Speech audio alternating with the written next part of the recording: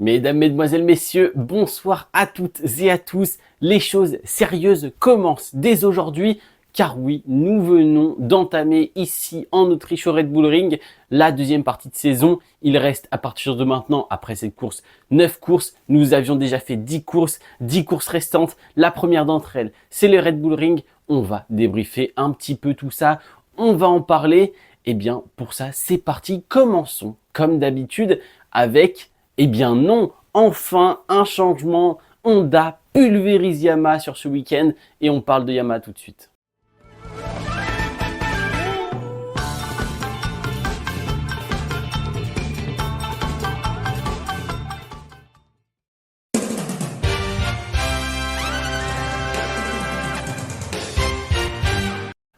Bon, pulvériser est peut-être un grand mot, mais en tout cas, pour Yamaha, ce week-end, c'est un 0 pointé. C'est difficile à croire, c'est difficile à admettre. Ni Quartararo, ni Alex Rins n'a réussi à mettre un seul point pendant cette course principale. Pas une seule Yamaha dans le top 15, alors que les Japonais de l'autre côté, chez Honda, ont réussi à prendre quelques points grâce à Nakagami. On en revient juste après.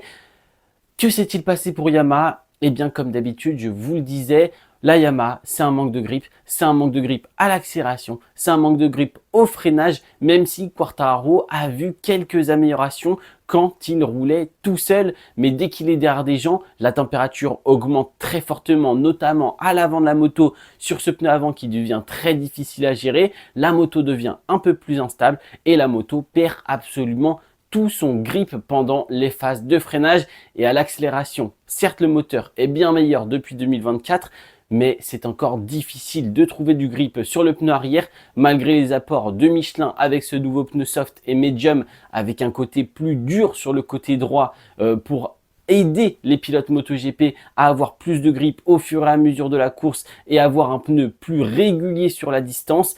Eh bien, malgré tout ça, Yamaha n'a pas su faire fonctionner les pneumatiques. Yamaha n'a pas su trouver le grip nécessaire pour le freinage, pour l'accélération. Et c'était une catastrophe à peu près tout le week-end. Ni Rins ni Quartararo n'a réussi à extraire une quelconque performance. Alors Quartararo, en plus de ça, il passe une course très difficile. Il a été gêné, il y a eu de la bataille, il y a des erreurs pendant la sprint, il y a des erreurs pendant la course principale. Dans tous les cas, la course de Fabio Quartararo, les courses de Fabio Quartararo étaient compliquées. C'est pas forcément la faute des pilotes, ils se battent, ils font de leur mieux. C'est un peu comme si on disait Croix-de-Mire était mauvais. On ne sait pas vraiment s'il est mauvais, on ne sait pas si Marini est mauvais. Dans tous les cas, ils sont en train de se battre avec la moto. Et du côté de chez Yamaha, c'est assez critique de mettre 0 point sur un seul week-end, enfin sur tout un week-end en entier avec deux pilotes. Hâte de voir l'année prochaine avec l'écurie satellite, hâte de voir l'année prochaine avec des grosses améliorations. Mais c'est vrai que le manque de grip, et notamment sur un circuit comme ça, on le sait, la Yamaha de base, c'est pas son terrain de jeu, le stop and go aussi fort comme ça au Red Bull Ring. Donc bon, on va dire que c'était cette course-là, c'était ce circuit-là, tout était un ensemble de choses difficiles. Mais bon, quand même, 0 pointé. Merci d'avoir regardé. Yamaha, ciao ciao, on se retrouve à Aragon. Espérons qu'il y ait quelque chose de mieux. Les tests à Misano, ça va peut-être pouvoir aider les marques japonaises. Passons à Honda en parlant de japonais.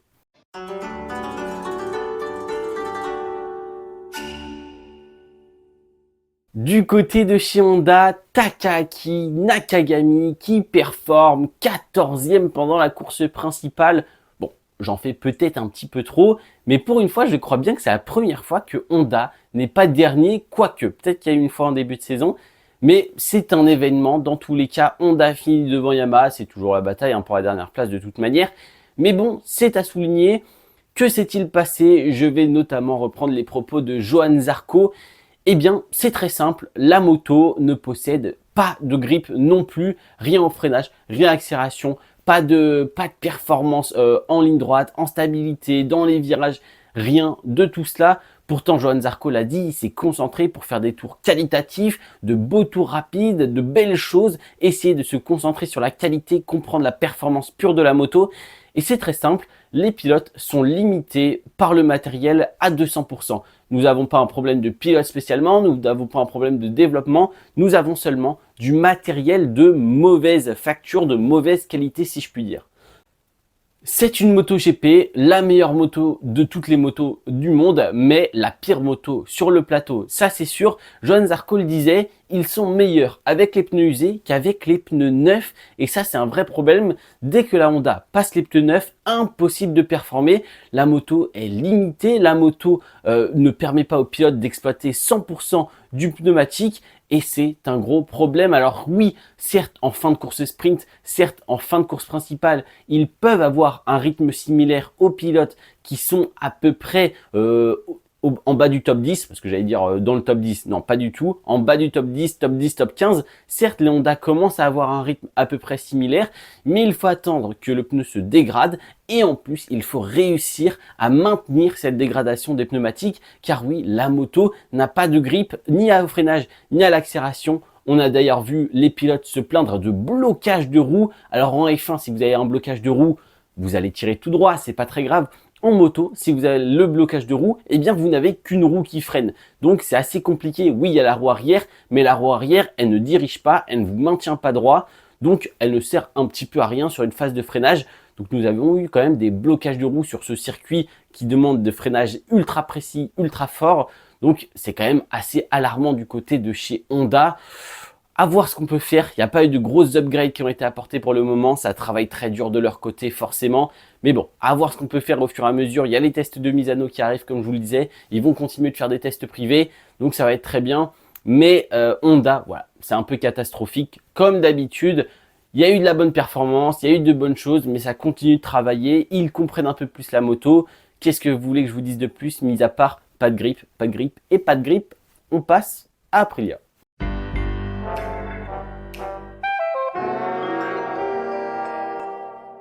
Aprilia, et nous allons parler une nouvelle fois du grip des pneus, du grip de la moto en général. Que s'est-il passé pour Aprilia? C'est un week-end. Alors là, oui, certes, tout le monde est caché par les performances de Ducati. On était quasiment sur un troisième top 5 consécutif. Ça faisait beaucoup, donc tout le monde forcément est caché par Ducati. Ils ont fait 8 podiums consécutifs, enfin 8 triplés consécutifs. On en parle après bien sûr. Mais alors Aprilia, cette fois-ci, on arrivait sur un terrain de jeu qui n'était pas du tout le leur, mais alors pas du tout. Aprilia, vous le savez, c'est Silverstone, c'est Catalunya, c'est des circuits grands comme ça, vastes, avec de grands virages très rapides, des grandes parties fast and flowing justement, et pas du stop and go comme ça avec une ligne droite, un freinage, une ligne droite, un freinage, et ça pendant 28 tours quasiment, je crois 28 tours, oui. Donc non, c'est pas du tout leur terrain de jeu, c'est pas leur terrain de prédilection. La Aprilia n'est pas réellement conçue pour ça, contrairement à la 4e. Et pourtant, c'est un week-end pas si mauvais. Alors bien sûr, on enlève le top 5 Ducati. Et bien juste après, on retrouve qui? Eh bien on retrouve les Aprilia qui ont plutôt géré du côté d'Espargaro et Viñales. Podium en course sprint pour aller chez Espargaro qui a très bien géré tout ça.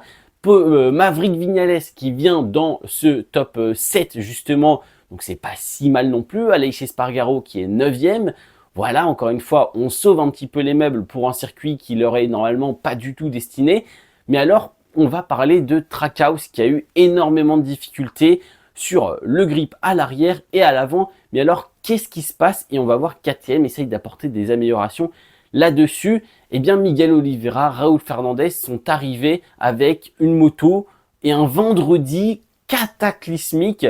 Sur les phases de freinage, on les voyait, c'était juste horrible. Ils freinaient très tôt pour ne pas bloquer la roue avant, pour ne pas tirer tout droit et aller au large, parce qu'ils n'avaient vraiment aucun grip sur le pneu avant. Et à la réaccélération, on l'a vu même pendant la course principale et pendant la course sprint, Raúl Fernandez qui patine, pas d'appui sur la roue arrière. Je ne sais pas si c'est le pneu qui galère à chauffer. Je ne sais pas trop si c'était justement un pneu qui s'usait beaucoup trop vite et du coup qui était directement entamé à la mi-course et qui n'avait plus de performance. Mais en tout cas, on voyait du patinage, on voyait des ressorties en travers, on voyait de la glisse. Donc il y avait vraiment un manque de grip chez Aprilia et ça s'est aussi transmis chez les pilotes officiels, mais qui ont su par les réglages, par leur expérience et par leur talent un peu plus gérer la situation.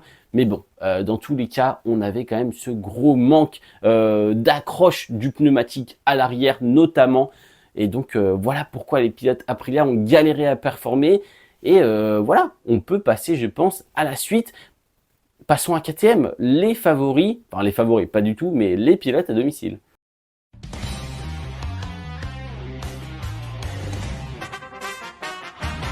Ça va très vite, j'enchaîne, j'espère que vous suivez, que vous êtes attentifs parce que nous continuons KTM à domicile pour l'écurie, pour la marque, pour le sponsor principal. Donc là, c'était la course à ne pas manquer et il y en a un qui est passé totalement à travers Pedro Acosta et Gaz, on peut dire Gaz en entier. Dès le vendredi, ça commence. En practice, éliminé, on part en Q1. En Q1, éliminé pour quelques millièmes, on passe pas en Q2, on part donc 14e derrière Miguel Oliveira. Et après, course et sprint, course principale, une catastrophe de bout en bout. Très grosse difficulté pour Pedro Acosta. 3 chutes en un week-end, ça fait beaucoup, on est d'accord. Peu de points. Alors, on va pas dire que c'est alarmant, on va pas dire que Pedro Acosta est devenu mauvais, que s'est-il passé? Pourtant, il était venu faire des tours de reconnaissance en Moto 2, il était venu faire du repérage, regarder Pol Espargaro, regarder la KTM MotoGP rouler, mais bon, ça n'a clairement pas suffi. En manque de performance, clairement, Pedro Acosta ne veut pas dire que c'est un manque de performance de la KTM. Il préfère pour l'instant attribuer ça à un manque d'expérience, à un manque de talent, on va dire, de sa part, à un manque d'exploitation personnelle de la moto. Pourquoi pas? Mais en même temps, on ne peut pas nier que le meilleur pilote KTM, Brad Binder, finisse à plus de 10 secondes de Francesco Bagnaia sur une course. Donc ça fait beaucoup et il y a clairement donc un manque de performance sur la moto. Il y a de ça et il y a aussi Pedro Acosta qui n'a pas su, je suppose, régler assez bien sa moto, qui n'a pas su exploiter tout le potentiel de la KTM sur ce week-end. Mais encore une fois, ce n'est pas si grave que ça. Il perd tout de même une place au championnat du monde et passe maintenant 7e. Mais parlons un peu plus de Pol Espargaro, Binder, Miller qui eux ont fait un week-end vraiment très bon dans certaines circonstances. Je garde la moto de Pol Espargaro pour la fin parce que vous allez le voir, c'est très intéressant.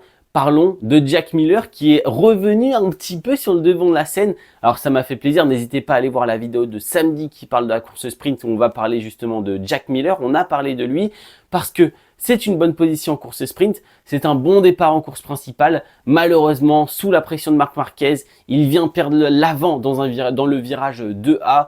Une chute très simple, je ne vais pas dire grossière parce qu'il était en train de pousser.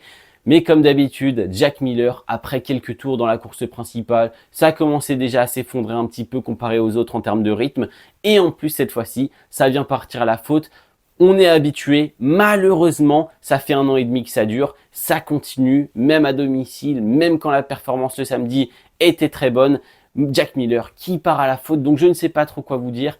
Oui, l'aventure KTM est terminée. En tant que pilote officiel, c'est totalement normal. Là, cette fois-ci, on ne peut plus le sauver. On n'a plus grand-chose à dire. Il n'est pas à l'aise avec la moto et ça, il le dit depuis l'année dernière. La KTM est difficile à piloter. Je ne pense pas non plus qu'elle convienne parfaitement à son style de pilotage parce que c'est une moto qui demande quand même à être assez agressif. C'est une moto qui bouge pas mal quand même, qui n'est pas, on va dire, la plus stable, même si elle est très très bonne sur les phases de freinage, mais il faut quand même savoir la dompter. On le voit, hein, Brad Binder, Pedro Acosta, c'est des styles de pilotage assez extrêmes tout de même, qui arrivent à mettre la moto en travers dans des positions assez bizarres. Acosta a des trajectoires totalement hors du commun. Donc voilà, Jack Miller, c'est une moto qu'il n'a jamais trop appréciée. Il a toujours eu du mal à s'y adapter malgré quelques beaux résultats. On va pas se mentir, son aventure chez KTM ne va pas marquer l'histoire. Parlons de Brad Binder, top 5 en course principale, une belle remontée après une qualification en Q2 cataclysmique. Voilà, Brad Binder nous a montré qu'il était toujours à l'affût, qu'il était toujours très bon, mais il y a clairement un drop de performance entre le top 1 qui est Ducati et la suite KTM Aprilia et il y a encore pire après avec les marques japonaises. Mais c'est vrai que la KTM ne peut pas rivaliser. Brad Binder en conférence nous l'a dit à la fin, j'ai absolument tout donné, j'étais à la limite, j'ai maximisé tous mes tours, j'ai fait en sorte de faire le maximum sans aller au-delà pour ne pas tomber et ramener un bon résultat pour KTM. Ça veut dire que si Brad Binder sur une piste, hein, quand même, on le rappelle, l'année dernière, les années précédentes, c'est une piste où il a déjà gagné, c'est une piste où il s'était battu, enfin où il avait essayé de suivre Francesco Bagnaia, donc c'est un pilote qui est normalement très bon sur cette piste. Cette année, se prendre plus de 10 secondes par le leader de la course, c'est pas un manque de talent de Brad Binder, il n'est pas devenu plus nul, il n'a pas perdu 10 secondes en 1 an. C'est juste que la moto a quelque chose en moins que cette GP24 qui est juste phénoménale. Parlons maintenant de KTM. Qu'est-ce qu'ils ont apporté sur la moto de Pol Espargaro? Vous l'avez vu, c'est un prototype, c'est une toute nouvelle moto. Premièrement, nouveau moteur. Alors, c'est en partie, je crois bien, une base moteur retravaillée, la base moteur actuelle retravaillée avec beaucoup d'améliorations, un peu d'électronique aussi qui vient aider tout ça. Et donc, c'est un nouveau moteur pour Pol Espargaro. Apparemment, ça fonctionne plutôt bien. Nous avions eu un petit problème le vendredi, mais rien d'alarmant, rien de très grave. Petit problème mécanique. Et après, nous avons aussi accompagné de ce nouveau moteur un nouveau système d'échappement. Le nouveau système d'échappement, souvent, ça sert à aider à délivrer la puissance en fonction du travail fait sur l'échappement. Ça va nous permettre de délivrer la puissance d'une manière plus contrôlée et donc ça va nous permettre d'avoir aussi plus de grip à l'arrière et d'avoir une meilleure accélération, plus tranquille, plus linéaire et plus puissante aussi en même temps. Et nous avons aussi à l'arrière de l'aéro qui part du bras oscillant sur cette jante arrière. Alors, ça va déjà premièrement servir d'aérodynamique pour éviter que l'air rentre dans les jantes, mais ce n'est pas le point principal. Le but de cette aérodynamique, c'est d'appuyer sur ce bras oscillant parce que comme je vous l'ai dit si vous avez suivi, Yamaha, Honda, Aprilia ont été victimes d'un manque de grip conséquent sur le train arrière et donc appuyer sur ce train arrière va permettre de plus gripper à l'arrière justement sur ce pneu arrière parce que vous le voyez en MotoGP, nous avons de plus en plus d'aérodynamique à l'avant et donc quand vous accélérez, votre moto est appuyée sur l'avant petit à petit pour éviter le wheeling certes, mais donc ça déséquilibre aussi le poids un peu à l'arrière car la moto se remet à plat et en plus avec le Ride Height Device, eh bien elle est totalement à plat donc ça fait beaucoup moins de grip à l'arrière et c'est pour ça que les équipes commencent à manquer un petit peu plus de grip à l'arrière. Donc on vient redresser tout ça, on vient équilibrer l'aérodynamique sur l'ensemble de la moto pour appuyer l'arrière et avoir du grip sur le pneu arrière. Voilà pourquoi cette amélioration a été apportée. On va voir ce que ça va donner. Ça devrait peut-être arriver cette année, mais plus encore l'année prochaine chez KTM. Passons à Ducati parce que là, j'ai beaucoup trop parlé de KTM. En même temps, week-end à domicile, pas si bon week-end que ça dans l'ensemble, mais il fallait en parler. Ils ont apporté de la nouveauté, tout ça. Et on passe à Ducati.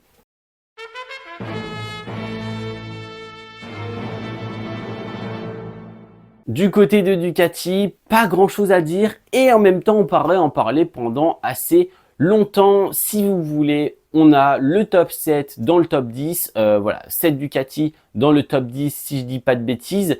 Tout le monde a plutôt bien roulé. Encore une bonne course de Marco Bezzecchi. Morbidelli qui fait une quasi remontada après son gros contact avec Marc Marquez. Nous avons aussi Alex Marquez qui finit dans le top 10. Donc des résultats plutôt moyens. Mais ces pilotes-là, vous le voyez, sont réguliers dans le top 10. Donc c'est plutôt bon. Fabio Di Giannantonio qui s'est blessé dans le tour, dans le virage numéro 8, si je dis pas de bêtises. Grosse chute très rapide et blessure malheureusement pour ce week-end. Donc il n'a pas participé. Parlons maintenant de ce qui nous intéresse, le top 4 et notamment du top 3 qui est juste imbattable, un cran au-dessus. La GP24 est exceptionnelle.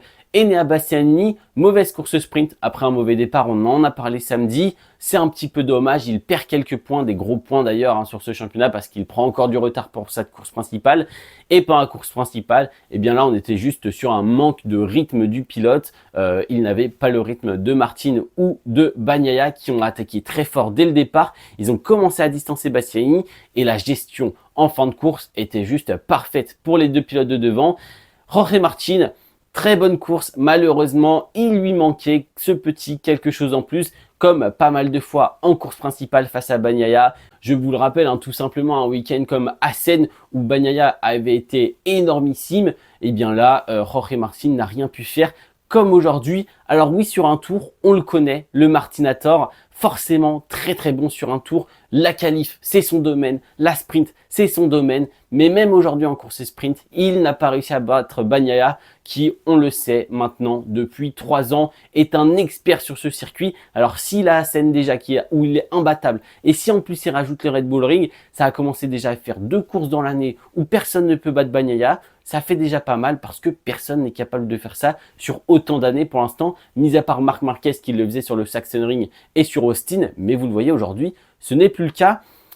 Et voilà donc pour Jorge Martin et Bagnaia devant, le métronome italien, c'est quasiment pire que Jorge Lorenzo. Dites-moi ce que vous en pensez. Il y a une comparaison qui va commencer à se faire. Il y a une comparaison qui est faisable quand Bagnaia part devant. Alors déjà, premièrement, plus que Jorge Lorenzo, j'ai l'impression qu'il est encore meilleur en termes de dépassement. Parce que le dépassement sur Martin au T1, là, dès le début de la course, je ne sais pas si on se rend compte, il prend l'aspiration, il arrive plus vite, il freine plus tard et il arrête la moto plus tôt.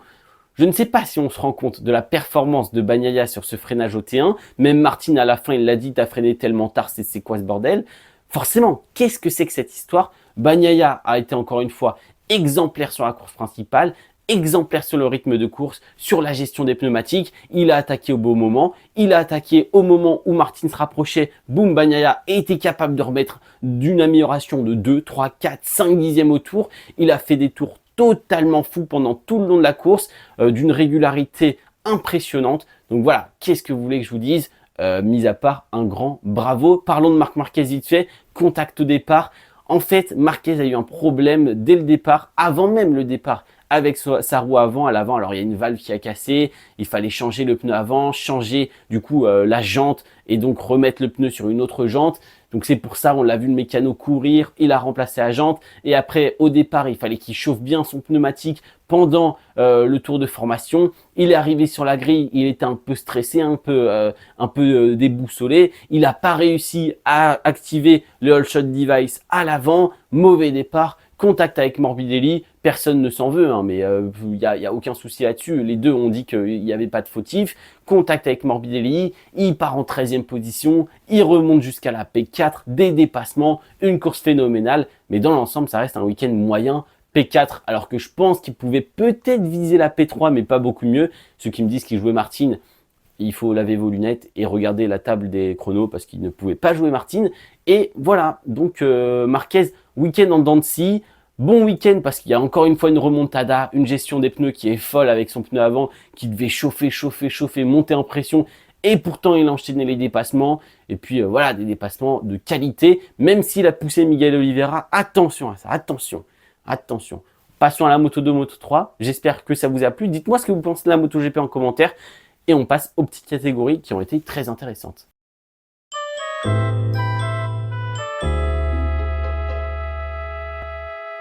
Le sauveur, Monsieur Celestino Vietti. Incroyable, merci Vietti, le seul pilote KTM à gagner une course. Aujourd'hui, le pilote du Red Bull Team KTM Ayo vient s'imposer. Alors ça faisait longtemps, mais Vietti c'est un pilote qui a besoin de confiance. C'est un pilote qui a besoin d'une équipe derrière lui. C'est un pilote qui a besoin d'une bonne équipe. C'est un pilote qui roule au mental. On l'a vu quand il était à la VR46, dans son élément, avec des personnes qui connaissaient. Il était tellement performant. Et là, il a mis un peu de temps. On l'a vu, les résultats au début de l'année étaient compliqués. Il y avait les nouveaux pneus Pirelli. Mais KTM, Aki Ayo l'avait dit, il faut lui faire retrouver la confiance. C'est en train d'arriver, il y a eu des podiums, il y a eu des batailles pour le podium, il y a eu des top 5, il y a une victoire aujourd'hui à domicile pour KTM. Celestino Vietti, merci pour cette course, merci pour cette victoire, ça faisait longtemps. Et puis depuis ce départ de Pedro Acosta, KTM n'était plus vraiment présent en Moto 2, parce que Denis Zonchou, on va pas se mentir, c'est un peu catastrophique. En Moto 3, si la course a mis un peu de temps à se construire, eh bien, nous avons eu de la belle bataille. Et il y a eu une autre KTM sur le podium, c'est celle de David Alonso. Une nouvelle fois, victoire de David Alonso. Si l'année dernière, David Alonso était tombé, cette année, il va gagner. Quelle course dans les derniers tours, encore une fois, quelle bataille. Pour une fois, j'ai trouvé aussi que Denis Zonchou a fait une course plutôt intelligente en se plaçant derrière Kelso au début de course, de bons dépassements, certaines fois un petit peu limite encore une fois, mais bon c'est le style de David Munoz et donc voilà, très bonne course de David Munoz.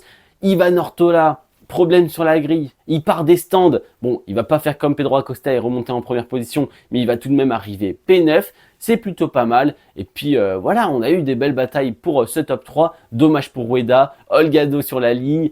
Pas mal de choses à dire. Donc voilà, allez regarder cette course, même si c'est vrai que les 10 premiers tours, c'est un peu bizarre, ça a mis du temps à se construire, mais c'était quand même bien sympa. Le final, merci d'avoir regardé, c'était Théo, ciao ciao. N'hésitez pas à vous abonner, liker, partager et dites-moi ce que vous avez pensé de ce week-end en commentaire, ça m'intéresse, on débat là-dessus et c'est cool. Voilà.